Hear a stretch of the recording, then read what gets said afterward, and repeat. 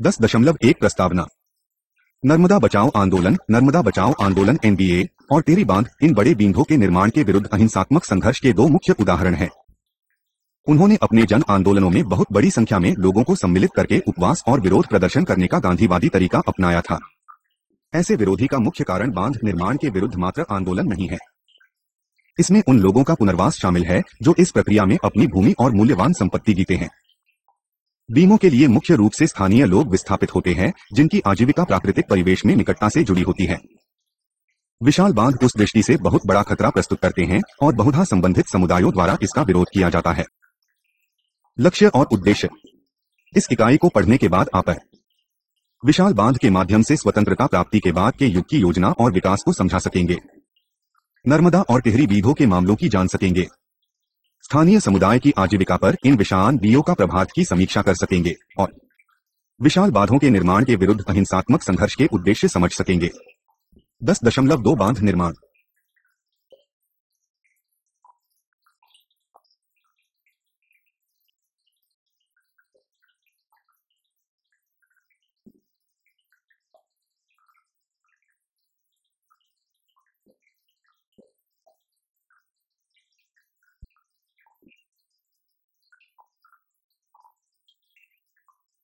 अनिवार्यतः बहे बांधों के निर्माण का कारण सिंचाई, जल विद्युत परियोजनाओं के लिए और आबादी को पेयजल की आपूर्ति के लिए जल संसाधनों को काम में लाना होता है। जैसा कि गोल्डस्मिथ और हिल्डियार्ड ने उल्लेख किया, प्राचीन सभ्यता के समय से सुमेरिया, बेबीलोनिया, मिस्र, श्रीलंका और कंबोडिया को विशाल बांधों की इंजीनियरिंग में कुशलता प्राप्त थी और उनको इसका का प्रत्यक्षदर्शी होने का गौरव है। फिर भी आज की भीति बीघों के निर्माण में कंक्रीट प्रौद्योगिकी और मिट्टी हटाने की मशीनों के प्रयोग से नए आयाम प्राप्त किए हैं। उनकी मात्र आकार जटिलता ही बहुगुणित नहीं हुई, बल्कि उनमें से बहुत से इंजीनियरिंग की श्रेष्ठतम कृति माने जाते हैं। मिस्र में असवान बांध चेईब के विशाल पिरामिड 17 गुना ऊंचा है। घाना में चोल्टा बांध 8,500 वर्ग की में फैले जल भंडारण के लिए काफी विशाल है। यह देश के कुल क्षेत्रफल का प्रतिशत है और इसका क्षेत्रफल लगभग लेबनान के आकार के बराबर है। ब्राजील में अमेजन और उसकी सहायक नदियों से 66,000 मेगावाट विद्युत की शक्ति उत्पादन करने की क्षमता के बांधों के समूह की योजनाओं के काम में लाने के लिए मोटाना के आकार का क्षेत्र जलमग्न करना आवश्यक होगा। पराना नदी पर इटैप्मू बांध अकेले ही 12,600 मेगावाट बिजली उत्पन्न करेगा, जो 13 विशाल परमाणु विद्युत के बराबर होगा। डेनियल ड्यूर ने 1981 विकासशील देशों में बढ़ती हुई जनसंख्या स्तर से अधिकाधिक जल संसाधनों की आवश्यकता होती जा रही है और जहां उपलब्ध है उसका दोहन विभिन्न प्रयोजनों के लिए किया जा रहा है। बहुत बार जल संसाधन बहुराष्ट्रीय निगमों, मल्टीनेशनल कॉरपोरेशन एमएनसीज द्वारा नियंत्रित किए जा रहे हैं। इसके फलस्वरूप सामूहिक स्थानीय विरोध हो रहे हैं और तदनंतर राष्ट्रीय और अंतर्राष्ट्रीय आयाम ले रहे हैं। इनमें से अधिकांश बांध अंतर्राष्ट्रीय मुद्रा कोष, इंटरनेशनल मॉनेटरी फंड IMF, अंतर्राष्ट्रीय ग्रामीण विकास bank, international bank of rural development IBRD और अन्य अंतर्राष्ट्रीय सहायता एजेंसियों की फंडिंग से निर्मित किए गए हैं। उनकी संख्या में कई गुना वृद्धि हुई है। उदाहरण के लिए दक्षिण पूर्व एशियाई क्षेत्र में एक छोटे राष्ट्र के रूप में जाने वाले फिलीपाइंस में लगभग 861 बांध निर्माण का अनुमान है।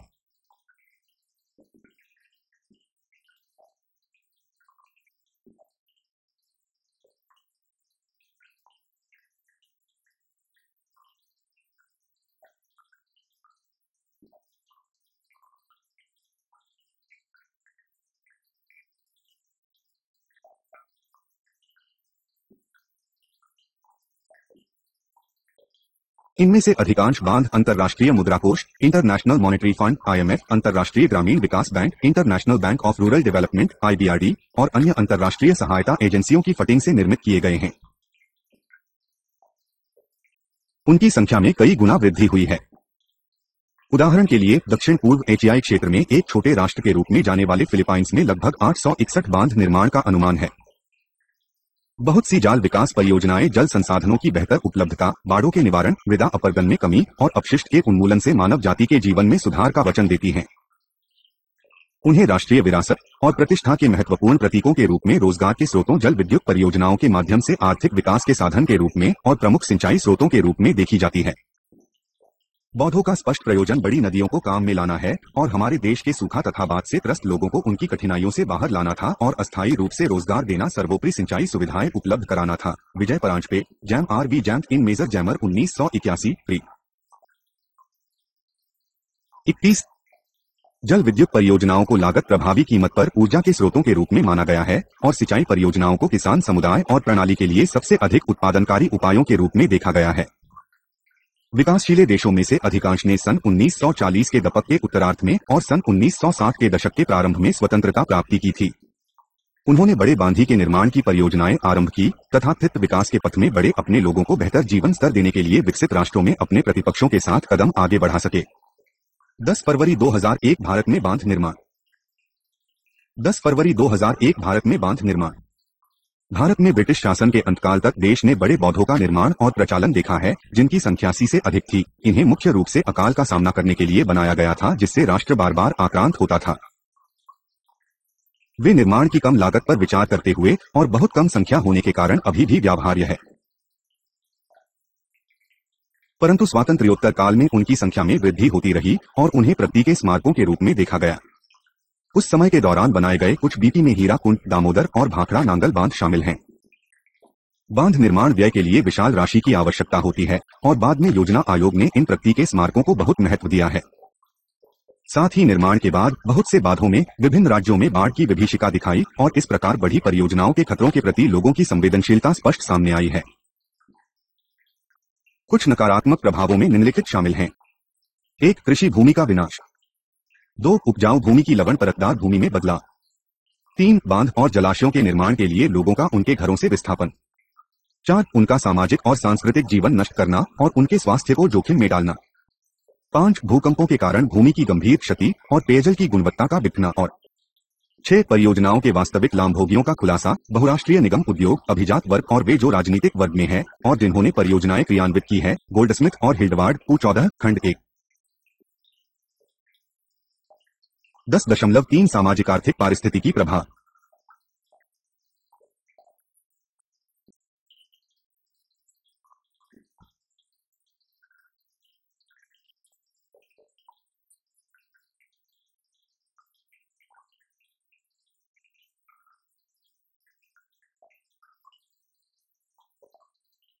दस दशमलव तीन सामाजिक आर्थिक पारिस्थितिकी प्रभाव। बटे बौद्ध आसानी से निर्माण क्षेत्रों के आसपास में रहने वाले लोगों की आजीविका का पैटर्न नष्ट करते हैं। वे अधिकांश विरासत के रूप में प्राप्त उनके व्यक्तिगत स्थामित्व, संपत्ति और भूमि से संबद्ध लोगों के प्यार, लगाएं और भावनाओं को भी नष्ट करते हैं। चूंकि उन्हें विस्थापित किया जाता है, जीवन का उनका सामाजिक ढांचा और उनकी संस्कृति का परंपरागत लोकाचार भी विस्थापित किया जाता है। उन्हें अपने ही देश में अजनबी बनाया जाता है। इसलिए किसी अन्य संस्कृति में उनका आत्मसातकरण आसान नहीं होता है, जो उन्हें अधिक संवेदनशील और विद्वेषी समुदाय बना देता है। आश्चर्यजनक है कि उनमें से अधिकांश उस विशाल धनराशि को अस्वीकार करते हैं जो उन्हें प्रस्तावित की जाती है। जहीं वे हैं, वहीं बसे रहने के अलावा कुछ नहीं चाहते हैं। महिलाएं विशेष रूप से अत्यधिक प्रभावित होती है, जिन्हें अपने जीवन पैटर्न में बहुत बड़े समझौते करने पड़ते हैं। विस्थापित किए जाने पर बच्चे भी अपने परंपरागत सामाजिक और सांस्कृतिक जीवन से उखाड़ दिए जाते हैं। दूसरे स्थान में पुनर्वास के बाद इस विस्थापित समुदाय को घुसपैठियों के रूप में देखा जाता है। नए अभिचारियों पर क्षेत्र मूल निवासियों द्वारा अप्रसन्नता दिखाई जाती है। भूमि विवाद की बहुत बड़ी गुंजाइश होती है और अंतः हिंसात्मक लहर उत्पन्न होती है। गोल्डस्मिथ और हिल्डवार्ड, पू। 30 सामान्यतया विस्थापितों को अनुपयुक्त और घटिया कोटि के आवासों से भी क्षतिपूर्ति दी जाती है। इस प्रकार बड़े परिवारों के आवास की इकाइयों सबसे अधिक कठिन बन जाती हैं। वे बहुभा कम गोपनीयता वाली, कम सुरक्षा वाली और अधिक असुविधाजनक होती है। सबसे अधिक महत्वपूर्ण बात यह है कि पारिस्थितिकीय परिणाम सबसे अधिक हानिकर सिद्ध होते हैं। विस्थापित न केवल अपनी भूमि और संपत्ति खोते हैं, बल्कि भिन्न क्षेत्र में उनका पुनर्वास भी संसाधनों के प्रयोग पर अधिक दबाव डालता है। पुनर्वासियों के रूप में लोगों की संख्या बढ़ने से संसाधन दुर्लभ और संसाधनों पर नियंत्रण के लिए लड़ाई अपरिहार्य हो जाती है। इसके अलावा बाढ़ क्षति के दौरान पानी छोड़ने से कृषि भूमि का बहुत बड़ा भाग जलमग्न हो जाता है और कभी कभी मृदा अपरदन भी हो सकता है।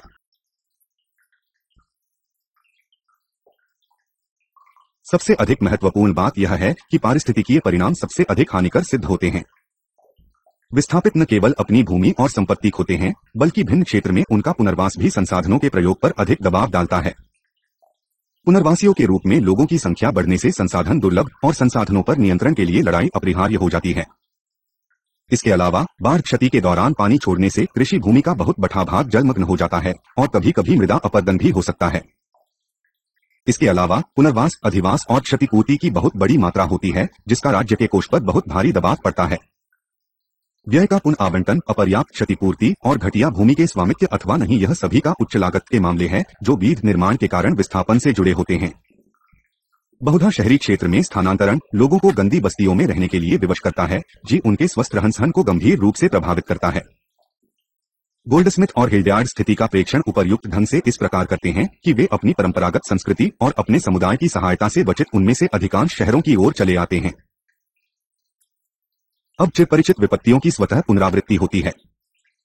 पुरुष बहुधा शराबी बन जाते हैं और महिलाएं केवल अपने तथा परिवार के भरण पोषण के लिए वैश्यावृत्ति के लिए विवश हो जाती है। कुपोषण और रोगों की प्रबलता होती है। काम ढूंढना प्रायः कठिन हो जाता है। यह प्राधिकारियों द्वारा उन्हें दिखाए गए स्वर्ग से उन्हें कहीं दूर ले जाता है। दुर्भाग्यवश यह ऐसा संसार है जिसमें उनमें से अधिकांश का अपना शेष जीवन व्यतीत करना होगा। गोल्डस्मिथ और हिल्डियार्ड, 48 खंड 1। 10.4 नर्मदा बचाओ आंदोलन। गंगा की सौती नर्मदा एक पवित्र नदी है और उसके उद्गम के खोज से ही यह भारत की सबसे अधिक सुंदर नदी है। इसके अलावा भारत की सभी नदियों में कोई भी ऐसी नदी नहीं है जो इससे अधिक मनोहारी छटा से घिरी हुई हो। अद्भुत विलक्षण सुंदरता के लिए संपूर्ण विश्व की नदियों में इसका उच्च स्थान है। जॉर्ज 52। नर्मदा बचाओ आंदोलन। गंगा की सौती नर्मदा एक पवित्र नदी है और उसके उद्गम के खोज से ही यह भारत की सबसे अधिक सुंदर नदी है।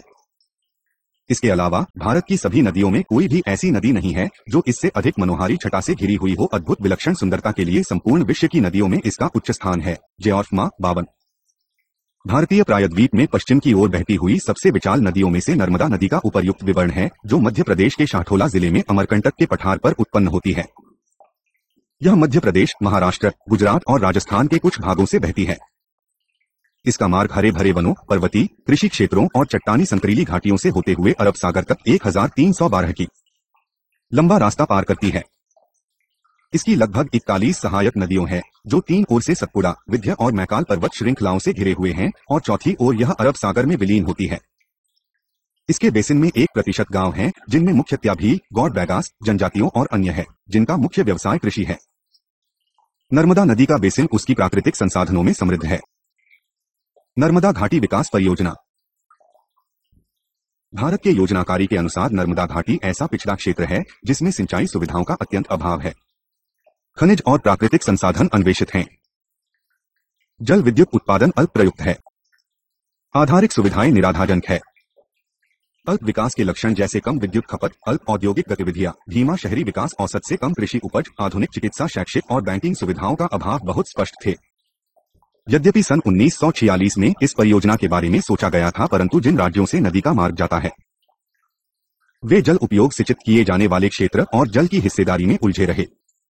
नर्मदा जल विवाद न्यायाधिकरण, Narmada water disputes tribunal (NWDT) ने योजना बनाने और भारत में विशालतम एक ही नदी घाटी परियोजना कार्य पर कार्य करने की अपनी सहमति दी। इसके बाद ही परियोजना आरंभ हुई। मास्टर प्लान के अनुसार परियोजना में हैं 30 बड़े बीम, मुख्य नदी पर 10 और सहायक नदियों पर 20, 5 जल विद्युत स्कीमें, 6 बहुप्रयोजन स्कीमें, 15 सिंचाई स्कीमें, 135 मध्यम स्कीमें, 3000 लघु सिंचाई स्कीमें। करीब 2 वर्ष पूर्व परियोजना की लागत अनुमानतः 18,000 करोड़ रुपए की थी। केंद्रीय और राज्य सरकारें संपूर्ण परियोजना के लिए फंड देने में असमर्थ थी, इसलिए विश्व बैंक ने अंतर्राष्ट्रीय ग्रामीण विकास बैंक (IBRD) से सहायता मांगी गई। परियोजना की तथाकथित लाभदायक विशेषताएं हैं। 70 लाख हेक्टेयर भूमि की सिंचाई, 2700 मेगावाट विद्युत उत्पादन, 11,500 लोगों को लाभ। परियोजना ने रोजगार देने, बाढ़ रोकने, घरेलू और औद्योगिक जल आपूर्ति करने और पर्यटन को बढ़ावा देने का वचन दिया है। वास्तविकता में परियोजना में न केवल अति सावधान योजना निर्माण का अभाव था, बल्कि सावधानी पूर्वक क्रियान्वयन की भी कमी थी, क्योंकि इसमें नदी के बेसिन में प्राकृतिक संसाधनों का विशाल मात्रा में दोहन, वन और कृषि भूमि के विशाल क्षेत्र का जलमग्न होने का संकट अंतर्निहित था। यह क्षेत्र भौगोलिक दृष्टि से भूकंपनीय क्षेत्र में होने के कारण क्षेत्र के लिए भूकंप गंभीर खतरा थे तथा बौद्ध को गंभीर क्षति होने का संकट खड़ा था। 1,50,000 एकड़ से अधिक वनभूमि जलडूब में आती थी और लगभग 3,50,000 हेक्टेयर बाढ़ के खतरे में आता था, जो नदी बेसिन की कुल वन भूमि का लगभग 11% था। जलमग्न समीपवर्ती क्षेत्रों और जलमग्न के भय से आतंकित लोगों की बड़ी संख्या में प्रवासन के कारण उसके भूमि संसाधनों पर भी अत्यधिक दबाव डालता था।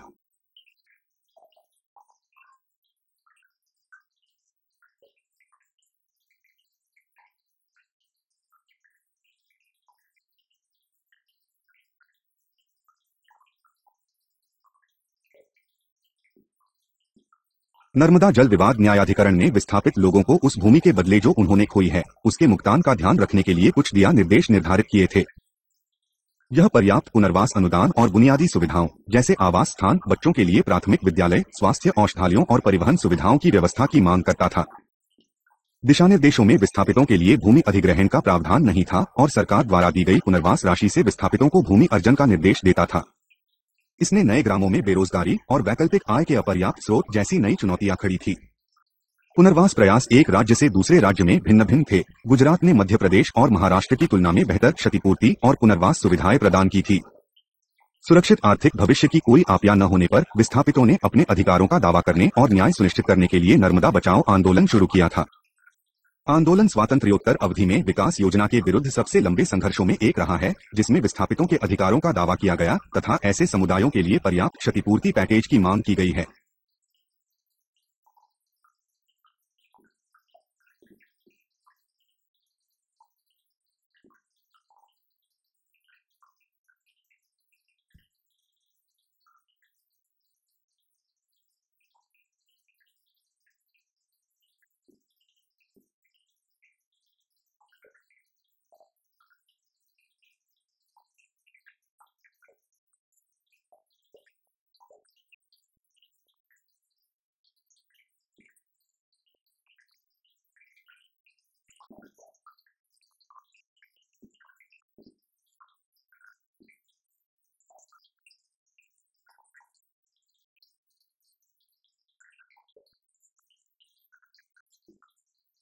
अंत में मुद्दा उच्चतम न्यायालय में ले जाया गया, जहां नर्मदा बचाओ आंदोलन (NBA) ने न्यायालय को बांध निर्माण बंद करने के लिए याचिका दायर की।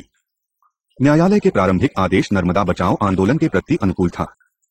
इसमें बंद करने और संबंधित राज्य सरकारों को प्रभावकारी पुनर्वास और पुनर्स्थापना की नीतियां तैयार करने का आदेश दिया गया था।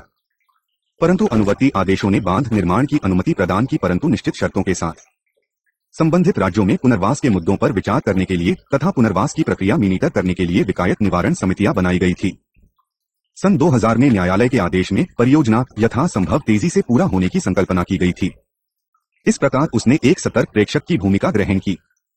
18 अक्टूबर 2000 को भारत के उच्चतम न्यायालय ने परियोजना पर अपना निर्णय दिया, जिसमें 90 मीटर की ऊंचाई तक बांध का तत्काल निर्माण करने की अनुमति दी गई। उनके 138 मीटर की मूल योजना की ऊंचाई के अनुसार निर्माण भी प्राधिकृत किया, बचते यह नर्मदा नियंत्रण प्राधिकरण के राहत और पुनर्वास उपदल द्वारा अनुमोदित किया गया हो। यद्यपि निर्णय पक्ष में नहीं था, परंतु नर्मदा बचाओ आंदोलन ने अपना अनवरत अहिंसक संघर्ष जारी रखा। कार्यकर्ताओं के विरुद्ध अनुचित पुलिस कार्रवाई के बाद जबलपुर उच्च न्यायालय ने विस्थापित लोगों के संघर्ष विरोध करने, भूख हड़ताल करने और अपना संघर्ष शांतिपूर्ण संचालन करने के अधिकार को स्वीकार किया था। उन्होंने राज्य सरकार के लिए आदेश पास किए कि वह उन सत्याग्रहियों की पर्याप्त रूप से क्षतिपूर्ति करे जो गैरकानूनी ढंग से गिरफ्तार किए गए और जो पुलिस कार्रवाई के शिकार हुए। पुनर्वास के मुद्दे पर उन्होंने जीवन और आजीविका के अधिकार को स्वीकार करते हुए पुनः चर्चा की गई। बहुत से कार्यकर्ताओं ने गिरफ्तारी दी, अहिंसक आंदोलन आरंभ किए और पुनर्वास करने वालों को फंड वितरण में सम्मिलित भ्रष्ट अधिकारियों के विरुद्ध कार्रवाई करने के अलावा भूमिहीन के लिए भूमि आधारित पुनर्वास की भौक की। चूंकि इंदिरा सागर और ओंकारेश्वर ने लोगों को प्रभावित किया, इसके विरुद्ध भी सामूहिक आंदोलन हुए और बहुत दिनों तक उनकी अनिश्चितकालीन भूख हड़ताल जारी रही और अन्य भी इसमें शामिल हुए, जिन्होंने पूर्ण एकला में 3 दिन की क्रमिक भूख हड़ताल की। यह स्पष्ट रूप से साफ था कि लोगों ने अपने पूरे अधिकार और न्याय संगत मौगन प्राप्त करने के लिए शांतिपूर्ण आंदोलन के साथ संघर्ष चलाने के अपने संकल्प पर जोर दिया। परंतु न्यायालय की अनुवर्ती सुनवाई और उसके निर्णयों में विस्थापितों के पुनर्वास निर्वहन से संबंधित अधिकारियों को प्रताड़ित किया गया कि और कहा कि पुनर्वास के बाद ही बांध निर्माण किया जाना चाहिए और निर्माण कार्य को रोका जा सकता था। बांध निर्माण जारी रखने की अनुमति देते समय न्यायालय ने पुनर्वास कार्य के लिए सख्त आदेश पास किए थे, जिसमें साथ साथ तत्काल ध्यान देना अपेक्षित था।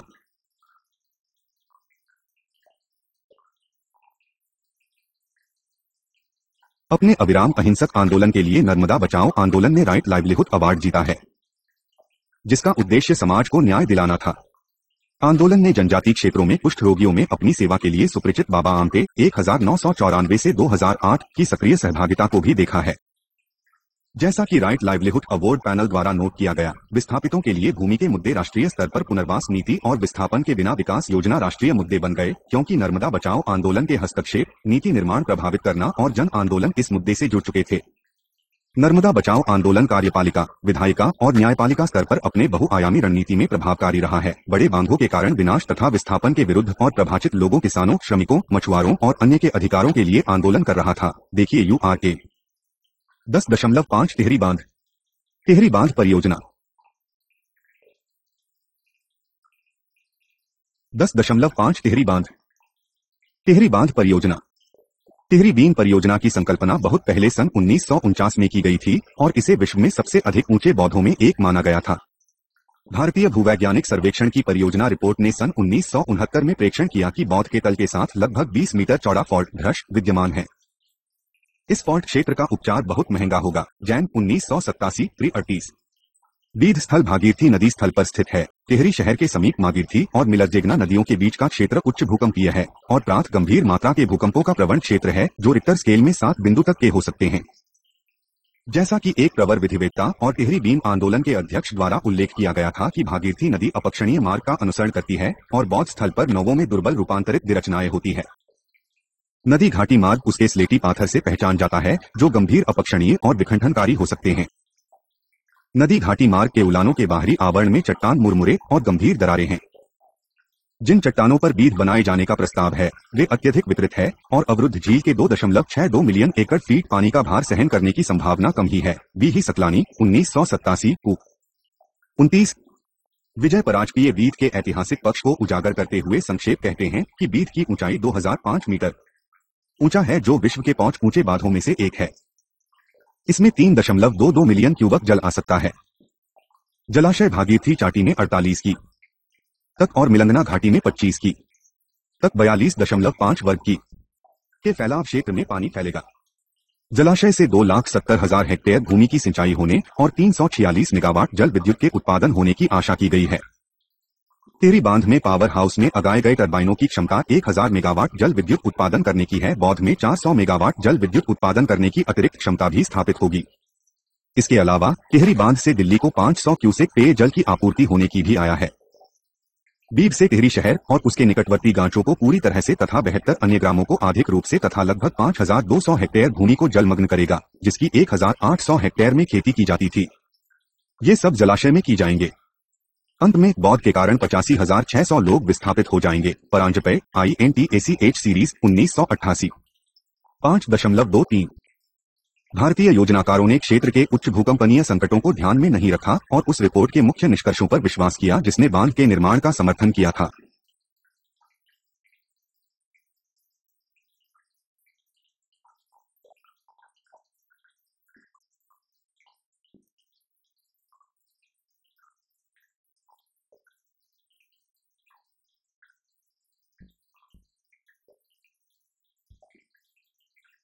बांध निर्माण का विरोध। बांध के मुद्दे का उसके प्रारंभ से ही क्षेत्र के स्थानीय जन समुदाय से पर्याप्त विरोध हुआ है।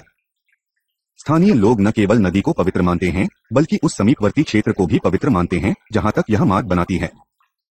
इसके अलावा क्षेत्र के लोग उसकी बंगुर स्वरूप के बारे में भी परिचित हैं और विकास परियोजनाओं तथा प्राकृतिक आपदाओं जैसे भूकंप के कारण होने वाली क्षति की मात्रा से भी परिचित हैं। चूंकि इसमें उनका विस्थापन भी अंतर्निहित है, इसलिए बौद्ध के विरोध को अविच्छिन्न अनुक्रिया मिली है। उनके विरोध के बावजूद बांध निर्माण को सरकार से स्वीकृति मिली। अपनी आजीविका अधिकारों की मांग के लिए लगभग 35 ग्राम सभाओं से स्थानीय लोगों ने टिहरी बांध विरोधी संघर्ष समिति, टिहरी बंध विरोधी संघर्ष समिति TBVSS गठित की। टिहरी बांध विरोधी संघर्ष समिति ने सभी वर्गों, आयु और समुदायों से लोगों को शामिल कर सामूहिक विरोध और सत्याग्रह संचालित किए। टिहरी बांध का पर्यावरणीय प्रभाव का आकलन करने के लिए सरकार द्वारा गठित कार्यदल ने बांध स्थल के बहुत से स्थानों पर फॉल्ट की निरंतर मॉनिटर करने, समुचित नियंत्रण उपाय करने के लिए निरंतर भूकंपीय मॉनिटर करने तथा जलग्रहण क्षेत्र का विस्तृत भूआकृति विज्ञान मानचित्र तैयार करने पर विचार करने की सिफारिश थी।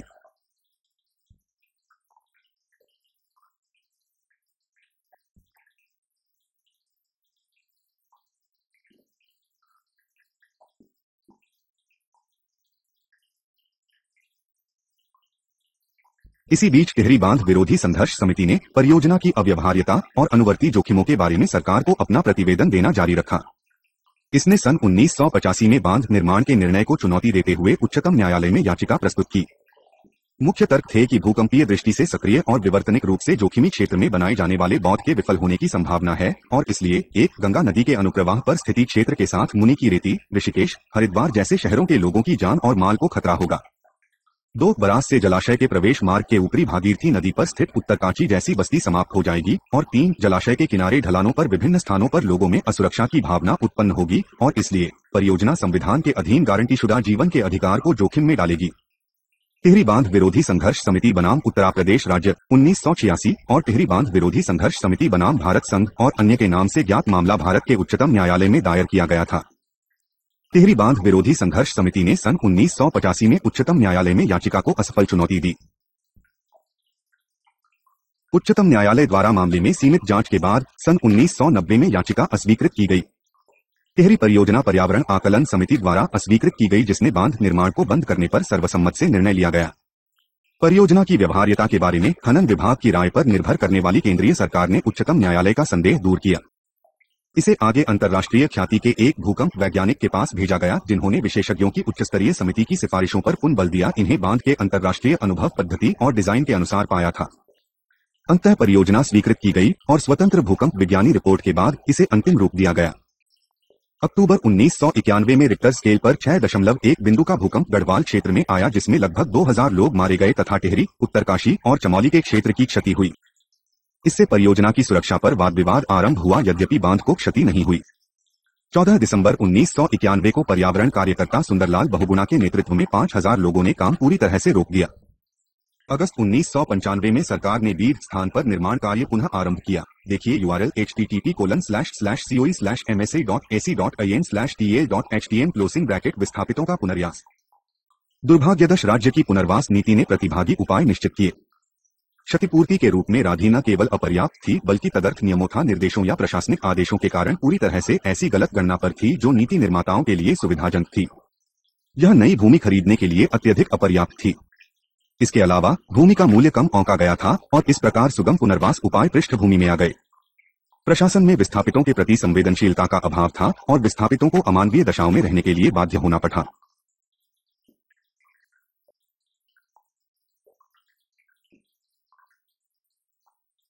जैसा कि आंदोलन के नेता सुंदरलाल बहुगुणा द्वारा उल्लेख किया गया है कि बीध निर्माण में मानवीय पहलुओं की बहुत अधिक उपेक्षा की गई।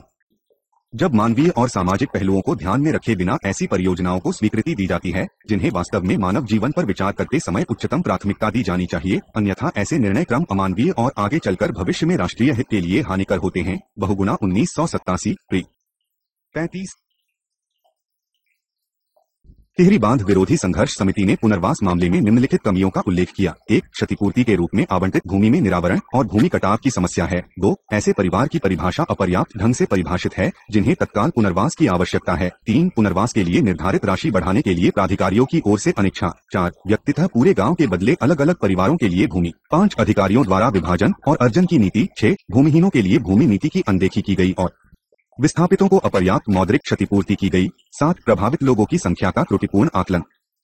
8. जनसंपर्क का अभाव। 7. स्मारकों और पुरातत्वीय भवनों के पुनर्वास का अधिकारियों द्वारा झूठा दावा। 10. पुनर्वास योजना का बहुत धीमा क्रियान्वयन। 11. निश्चित अचल संपत्ति जैसे मकान, कुएं, खत्ते आदि के मूल्यांकन और क्षतिपूर्ति में बड़ी त्रुटियां। और 12. बांध निर्माण के कारण बेदखली से पीड़ित लोगों का ब्यौरेचार परियोजना रिपोर्ट में कोई उल्लेख नहीं है। टिहरी बांध का विरोध निर्बाध रूप से हुआ है और पर्यावरण संबंधी संगठनों और स्थानीय लोगों द्वारा विरोध होते हैं। इसके अलावा इसमें 100.000 से अधिक लोगों का पुनरावंटन अंतर्निहित है। इससे पुनर्वास मुद्दों पर कानूनी लड़ाई, कानूनी मुकदमे और नागरिक विरोध भी हुए। टिहरी बांध मुद्दे को सिविल सोसाइटी और अन्य संगठनों से व्यापक समर्थन मिला, परंतु कानूनी रूप से यह मामला नहीं जीत सका और न ही बांध निर्माण स्थान पर काम रुकवा पाया। यह पुनर्वास और पुनरुत्थापन के मुद्दे को लगातार प्रयासों द्वारा राष्ट्रीय और अंतर्राष्ट्रीय स्तरों पर लाया गया, जिससे विश्व भर में बड़ी बौद्ध परियोजनाओं की सुरक्षा के बारे में उत्तेजनात्मक वाद विवाद खड़ा हुआ। 10.6 सिंहावलोकन।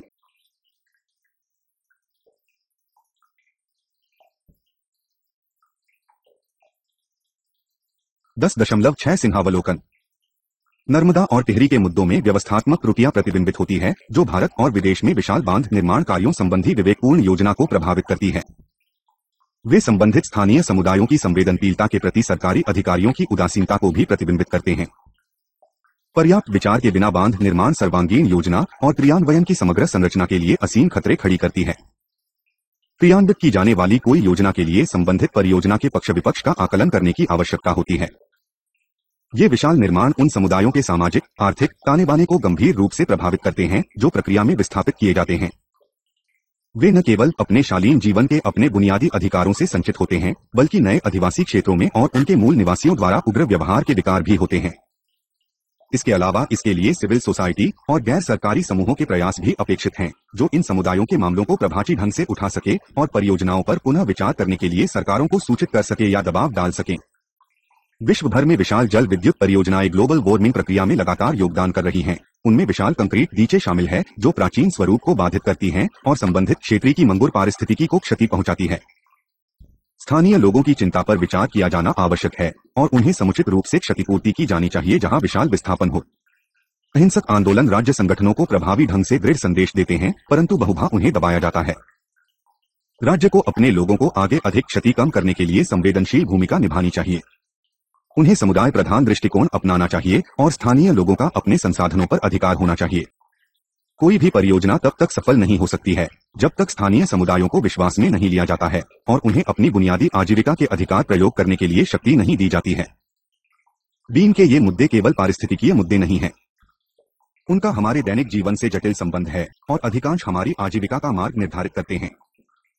इस प्रकार उनमें सामाजिक आर्थिक आयाम अंतर्निहित है, जो अपूर्व क्षति खड़ी कर सकते हैं जब उनकी उपेक्षा की जाती है। प्रभावशाली योजनाएं तैयार करना और भंगुर पर्यावरण को बचाना समय की जरूरत है, जो हमारे जीवन निर्वाह के लिए उत्तरदायी हैं।